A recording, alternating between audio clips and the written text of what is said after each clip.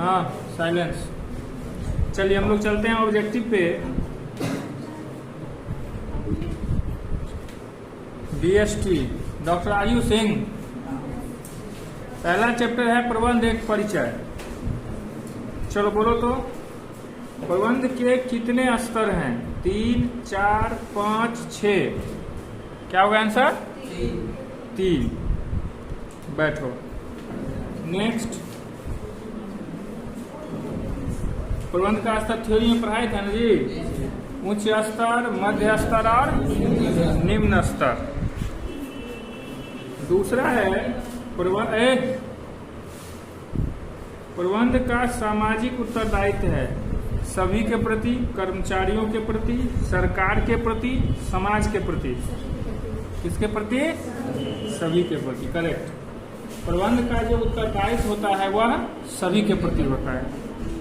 Next, प्रबंध एक पेशा है, यह कथन किसका है? जॉर्ज आर टेरी का, अमेरिकन प्रबंध एसोसिएशन, हेनरी फेयोर, F.W. टेलर। प्रबंध एक पेशा है, यह कथन किसका है? जॉर्ज आर टेरी, अमेरिकन प्रबंध एसोसिएशन, हेनरी फेयोर, F.W. टेलर। क्या होगा सही आंसर? अमेरिकन प्रबंध एसोसिएशन। क्या होगा सही आंसर? अमेरिकन प्रबंध एसोसिएशन, AMA शॉर्ट में बोलते हैं। इन्होंने कहा था कि प्रबंध एक पेशा है। ठीक है। नेक्स्ट, प्रबंध व्यक्तियों का विकास है, ना कि वस्तुओं का निर्देशन। यह कथन किसका है? LP Appley, RC Davis, Keith and Gubelin, Henry Fayol. LP Appley, इनका फुल फॉर्म है लॉरेंस एप्पले। ठीक है। बैठो। नेक्स्ट, किसी भी देश के विकास में सबसे अधिक योगदान किसका होता है? किसी भी देश के विकास में सबसे अधिक योगदान किसका होता है? भौतिक संसाधन, आर्थिक संसाधन, मानव संसाधन, कुशल प्रबंध। कुशल प्रबंध, जोर से बोलोगे। नेक्स्ट, उच्च स्तरीय प्रबंध नियोजन पर अपने समय का कितना भाग खर्च करता है? 35%, 50%, 75%, 100%। 35%। टॉप लेवल जो मैनेजमेंट होता है, उच्च स्तरीय प्रबंध, वह अपने समय का कितना खर्च करता है? 35% खर्च करता है। नेक्स्ट, प्रबंध का सार है नियोजन, संगठन, स्टाफिंग, समन्वय। समन्वय। प्रबंध का सार क्या है? थ्योरी में भी 2 नंबर का पूछता है कि समन्वय प्रबंध का सार है कैसे? तो समन्वय क्या है? प्रबंध का सार है। नेक्स्ट, समन्वय स्थापित किया जाता है समूहों के मध्य, विभागों के मध्य, प्रबंध एवं कर्मचारियों के मध्य, उपरोक्त सभी होगा। क्योंकि समन्वय का मतलब होता है सामंजस्य। बिना कोऑर्डिनेशन का कोई भी बिजनेस चल ही नहीं सकता है। तो प्रबंध का जितना भी विभाग है, जितना भी समूह है, सभी एक दूसरे से क्या होता है? कोरिलेटेड होते हैं, सामंजस्य में होते हैं। उसी को हम बोलते हैं समन्वय। क्लियर? नेक्स्ट, कुंटज ओ डोलेन के अनुसार प्रबंध के कितने कार्य हैं? 5, 4, 6, 8। 4। देखिए इस बुक में गलती दिया था, हम सही करवाए थे। क्या होगा आंसर? 5। कुंटज ओ डोलेन के अनुसार प्रबंध के कितने कार्य हैं? 5।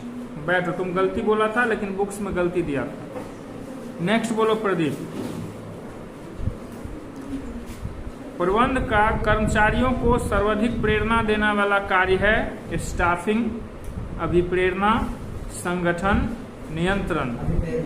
अभिप्रेरणा क्या करता है कि लोगों को मोटिवेट करता है, लोगों को उसके काम करने के फायदे बताता है, जिससे लोग अपनी इच्छा से तैयार होकर के काम करते हैं। समझे बात को? तो सर्वाधिक मोटिवेशनल कार्य कौन सा है? अभिप्रेरणा। चलो बैठो। ये हो गया चैप्टर 1। चैप्टर 1 में इतना ही ऑब्जेक्टिव था, 10 था ऑप्शन वाला। अब आते हैं चैप्टर 2, प्रबंध के सिद्धांत। चलो चंदन खड़ा हो जाओ। चैप्टर का नाम है प्रबंध के सिद्धांत, जिसमें हेनरी फेयोल का भी सिद्धांत है और वैज्ञानिक प्रबंध का भी, ठीक है, एफ.डब्ल्यू. टेलर का भी। तो वैज्ञानिक प्रबंध के जनक कौन थे? Taylor, Urwick, Henry Fayol, Kimball. पूरा नाम क्या था इनका? एफ.डब्ल्यू. टेलर। ये भी शॉर्ट ही है, पूरा नाम फ्रेडरिक विंसलो टेलर। बैठो। निम्न में कौन सा कथन असंगत है? असंगत मतलब गलत है। प्रबंध उद्देश्यपूर्ण है, ये सही है। विशिष्ट प्रक्रिया है, ये भी सही है। सार्वभौमिक है, ये भी सही है। तो प्रबंध स्वामित्व से अलग नहीं है। तो यह कैंसर क्या होगा? गलत, क्योंकि प्रबंध क्या होता है? स्वामित्व से अलग होता है। समझे बात को? नेक्स्ट तुम ही बोलोगे, ये थोड़ा समझने वाला था। हेनरी फेयोल के प्रबंध के सिद्धांत कितने हैं? 5, 10, 14, 16। बैठो। नेक्स्ट, वैज्ञानिक प्रबंध कब प्रारंभ हुआ? 1913, 1832, 1903, 1920। 1913। बैठो।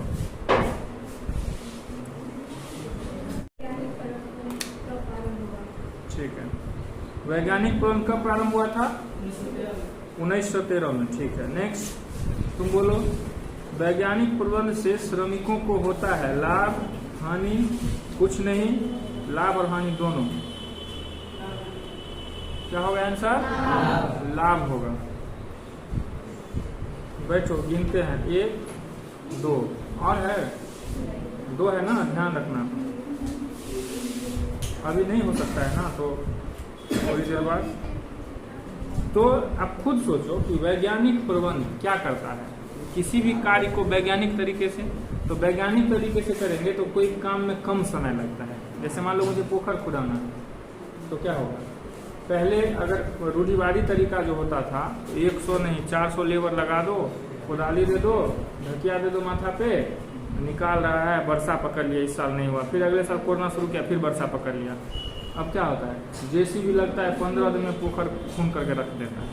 तो समय का बचत हुआ, खर्चा का भी बचत होता है। तो वैज्ञानिक प्रबंध से श्रमिक को क्या होता है? लाभ होता है। मजदूर को भी लाभ होता है, मजदूर को भी फायदा होता है, कम समय में ज्यादा पैसा कमा सकता है। नेक्स्ट, परंपरागत प्रबंध में श्रमिकों को मजदूरी दी, परंपरागत प्रबंध यानी पुरानी प्रबंध में श्रमिकों को मजदूरी दी जाती है कम, अधिक, अधिकतम, सामान्य। परंपरागत प्रबंध में श्रमिक को मजदूरी दी जाती है कम, अधिक, अधिकतम, सामान्य। क्या होगा सही आंसर? कम। पुरानी जो प्रबंध है उसमें मजदूरी कम दी जाती है। बैठो। 3, वैज्ञानिक प्रबंध में टेलर ने प्रयोग किए गति अध्ययन, थकान अध्ययन, समय अध्ययन, सभी अध्ययन। बैठो बैठो। गति अध्ययन का भी यूज किए थे, समय का भी, इसलिए सभी होगा। नेक्स्ट, मानसिक क्रांति मूल आधार है वैज्ञानिक प्रबंध का, संयोजन का, विवेकीकरण का, पेशा का। क्या होगा सही आंसर? वैज्ञानिक प्रबंध का। वैज्ञानिक प्रबंध में ही मानसिक क्रांति का चर्चा किया गया था। ठीक है, मानसिक क्रांति तो थ्योरी भी है, 2 नंबर का पूछता है। मानसिक क्रांति में क्या होता है कि लोगों में क्रांतिकारी परिवर्तन आता है। लोग अपना स्वार्थ छोड़ के और सभी मिल के मेहनत से काम करते हैं तो फायदा स्वतः बढ़ जाएगा। यही मानसिक क्रांति है। अगला, हेनरी फेयोल का जन्म कहाँ हुआ था? Japan, France, Germany, America. France में। हेनरी फेयोल का जन्म कहाँ हुआ था? फ्रांस में हुआ था। प्रबंध के सिद्धांत हैं सार्वभौमिक, लोचशील, गतिशील, उपयुक्त, सभी। क्या होगा सही आंसर? प्रबंध के सिद्धांत लोचशील भी हैं, सार्वभौमिक भी हैं, गतिशील, इसीलिए सभी होगा। ठीक है, चलिए हम नेक्स्ट चैप्टर पे आते हैं। चैप्टर 3। तो हम चैप्टर 3 जो वैज्ञानिक प्रबंध है उसका ऑब्जेक्टिव एक साथ 2 में ही डाल दिया था, इसलिए चैप्टर 3 में ऑब्जेक्टिव उसका कवर हो गया।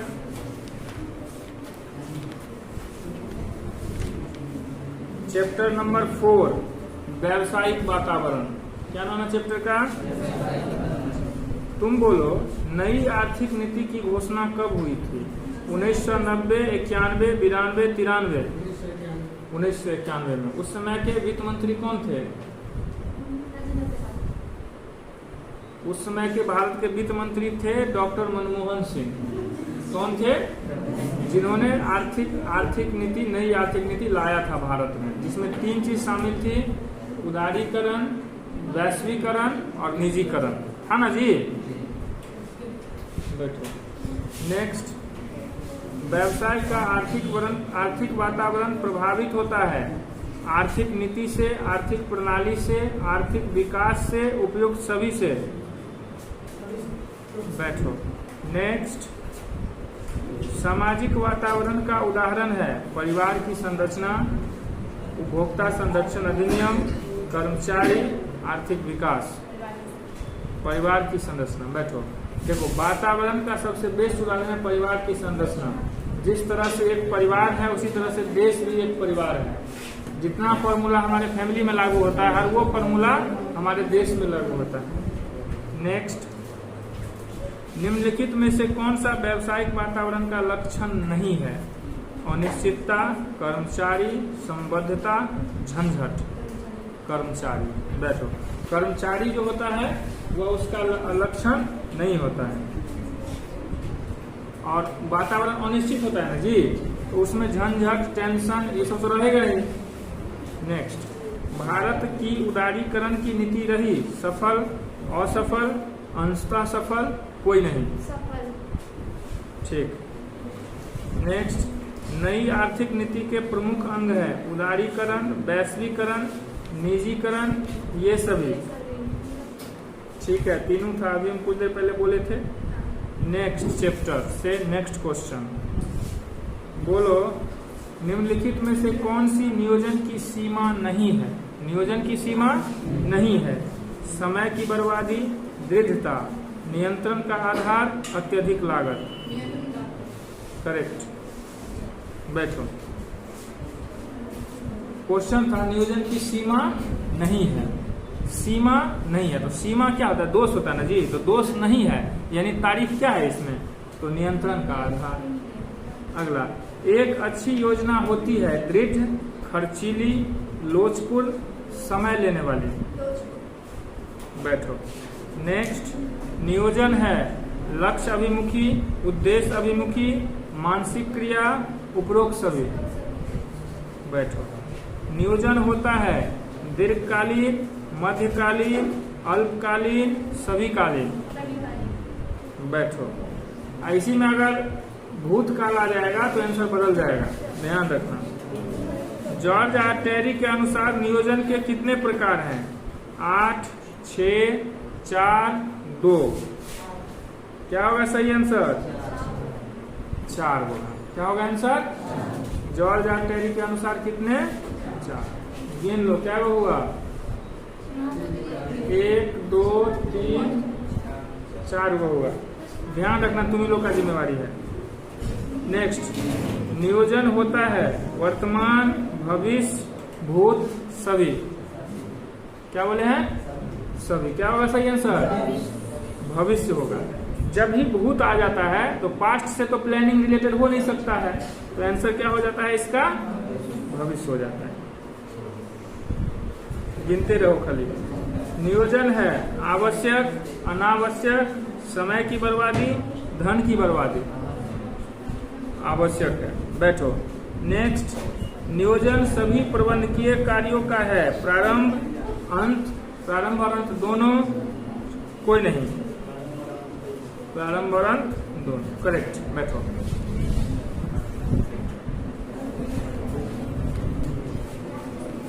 नेक्स्ट चैप्टर है 6 संगठन। संगठन प्रक्रिया के कितने कदम हैं? 2, 4, 6, 8। संगठन प्रक्रिया के कितने कदम हैं? 2, 4, 2। क्या होगा सही आंसर? 6 कदम। कितने कदम हैं? नेक्स्ट, संगठन प्रक्रिया में निहित है, आवाज नहीं आना चाहिए, समान कार्यों का समूहीकरण, कार्य विभाजन, उपयुक्त व्यक्तियों को कार्य सौंपा जाना, ये सभी। क्या होगा सही आंसर? ये सभी होगा। समूहीकरण भी है, कार्य विभाजन भी है और उपयुक्त व्यक्तियों को कार्य सौंपा जाना भी है। इसलिए आंसर क्या होगा? सभी। ठीक है, गिनो क्या हुआ? Don't think extra, the counting will be continue. Next, संगठन में पक्षपात नहीं होता है। अपने अपने बेंच का काउंट करके रखो।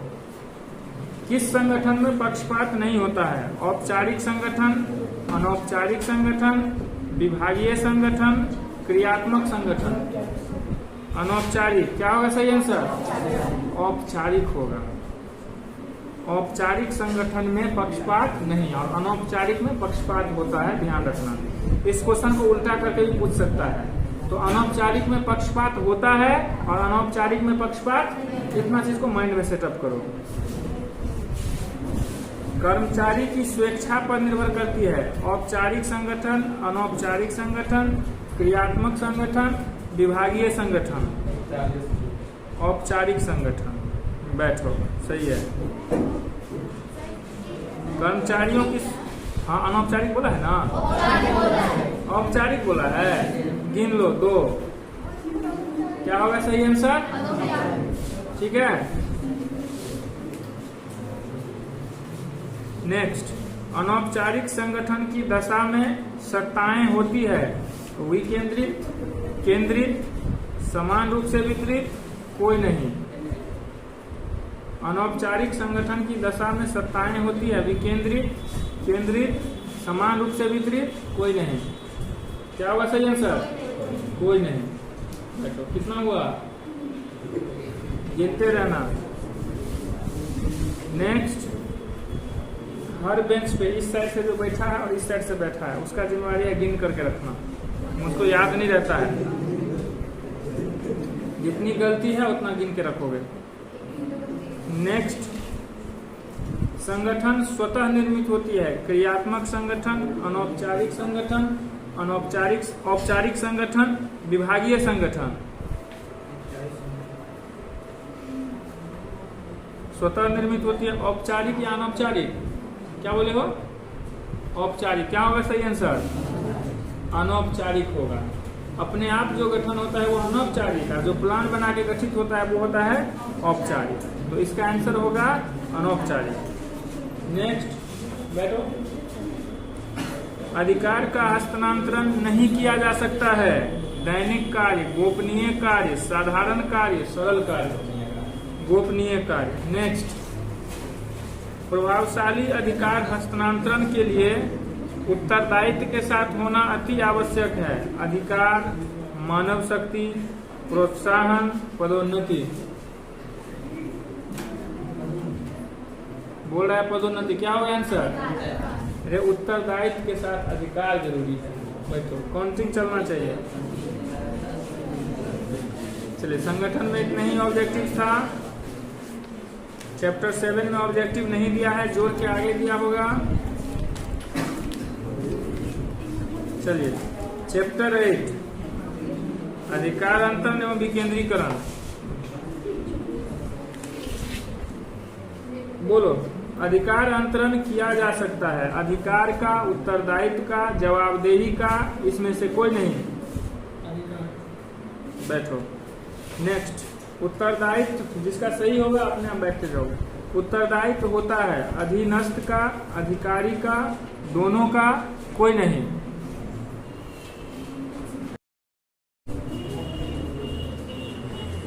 क्या था क्वेश्चन?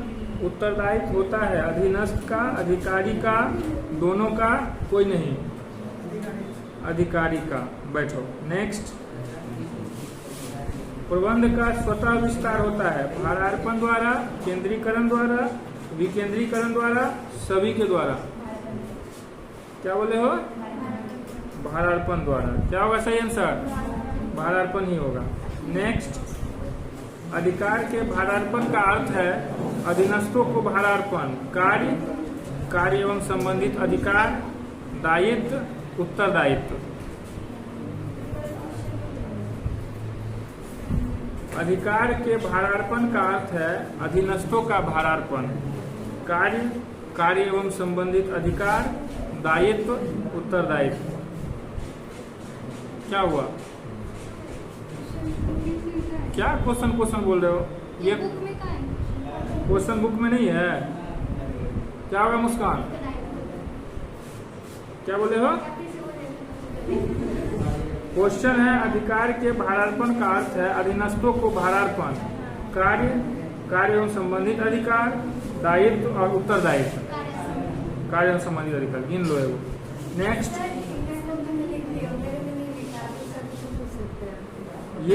ये किसके तुम ऑब्जेक्टिव कहाँ से लिखते हो?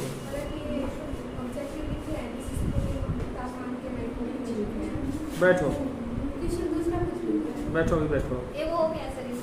बड़े आकार वाले उपक्रम में भारार्पण होता है अनिवार्य, ऐच्छिक, आवश्यक, इनमें से कोई नहीं। बैठो। नेक्स्ट, बड़ा जो व्यापार होता है ना उसमें भार दूसरे को देना ही पड़ता है। तो बड़े आकार वाले उपक्रम में क्या होता है? अनिवार्य होता है। जब तक दूसरे को काम देगा नहीं, अकेला आदमी पूरा काम नहीं कर सकता है। नेक्स्ट है प्रभावी भारार्पण के लिए आवश्यक है संपर्क की सुविधा, सहयोग तथा समन्वय, अधिकारों का स्पष्टीकरण, उपरोक्त सभी। सही है, उपरोक्त सभी होगा प्रभावी भारार्पण में। बैठिए। नेक्स्ट,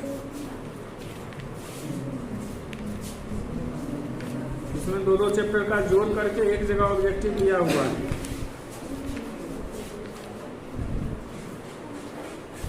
लोग आगे चैप्टर 12 प्रशिक्षण एवं विकास। बोलो। संगठन के जीवन में भर्ती होती है निरंतर, कभी कभी, एक बार, 2 बार। नेक्स्ट, कर्मचारी के विकास में सम्मिलित है हस्तांतरण, पदोन्नति, प्रशिक्षण, सभी। नेक्स्ट, प्रशिक्षण की विधियां हैं सम्मेलन, व्याख्यान, प्रशिक्षणार्थी प्रशिक्षण, उपरोक्त सभी। इसका आंसर होगा सभी। सभी विधि से प्रशिक्षण होता है। कर्मचारी का प्रशिक्षण है अनावश्यक, आवश्यक, अनिवार्य, विलासिता। आवश्यक। कर्मचारी का प्रशिक्षण क्या है? अब आप लोग बोलिए कि सर अनिवार्य क्यों नहीं होता है? तो अनिवार्य का मतलब हर परिस्थिति में उसको प्रशिक्षण देना ही है। तो कभी ऐसे भी कर्मचारी आते हैं जो पहले से काम में ट्रेंड रहते हैं, तो उनको नहीं देने का जरूरत है। इसलिए क्या होता है? आवश्यक। जिनको आवश्यक है उनको ट्रेनिंग दिया जाए और जिनको नहीं आवश्यक है नहीं दिया जाए। नियुक्तिकरण पर व्यय किया गया धन है आवश्यक, बर्बादी, विनियोग, इसमें से कोई नहीं। विनियोग सही है। नेक्स्ट, नियुक्तिकरण उत्तरदायित्व है उच्च प्रबंध का, मध्य प्रबंध का, निम्न प्रबंध का, उपरोक्त सभी। सही है। यानी कि नियुक्तिकरण सभी स्तर के प्रबंध अपने अपने स्तर के कर्मचारियों का करते हैं। तो तीनों स्तर नियुक्तिकरण का कार्य करते हैं। मानव संसाधन प्रबंध में शामिल है भर्ती, चयन, प्रशिक्षण, उपरोक्त सभी। नेक्स्ट, नियंत्रण प्रबंध का कार्य है प्रथम, अंतिम, तृतीय, द्वितीय। अंतिम। नेक्स्ट, नियंत्रण क्रिया है महंगी, सस्ती, अनार्थिक, कोई नहीं। महंगी। नेक्स्ट, हाँ। नियंत्रण आवश्यक है लघु उपक्रम के लिए, मध्य श्रेणी के उपक्रम के लिए, बड़े उपक्रम के लिए, उपयुक्त सभी। नियंत्रण का कर्मचारी करते हैं विरोध, समर्थन, पसंद, कोई नहीं। नेक्स्ट, नियंत्रण संबंधित है परिणाम से, कार्य से, प्रयास से, कोई नहीं। नियंत्रण प्रबंध का पहलू है सैद्धांतिक, व्यावहारिक, मानसिक, भौतिक। व्यावहारिक करेक्ट। नेक्स्ट, व्यावसायिक उपक्रम में नियंत्रण की आवश्यकता होती है व्यवसाय की स्थापना के समय, व्यवसाय के संचालन के समय, वर्ष के अंत में, निरंतर करेक्ट। नेक्स्ट, प्रभावी नियंत्रण है स्थिर, निर्धारित, गत्यात्मक, उपरोक्त सभी। क्या होगा सही आंसर? गत्यात्मक। नेक्स्ट, नियंत्रण प्रबंध का कार्य है प्रथम, अंतिम, तृतीय, द्वितीय। अंतिम कार्य है नियंत्रण, करेक्ट। नेक्स्ट, नियंत्रण प्रबंधकीय कार्यों का है अनिवार्य, प्रबंधकीय कार्य है अनिवार्य, आवश्यक, ऐच्छिक, कोई नहीं। नियंत्रण प्रबंधकीय कार्य है अनिवार्य, आवश्यक, ऐच्छिक, कोई नहीं, अनिवार्य होगा, नियंत्रण करना ही है। प्रबंधकीय नियंत्रण किया जाता है निम्न प्रबंधक द्वारा, मध्य प्रबंधक द्वारा, सभी प्रबंधकों द्वारा। ठीक है, ये था कंट्रोलिंग तक 18 चैप्टर का। ठीक है।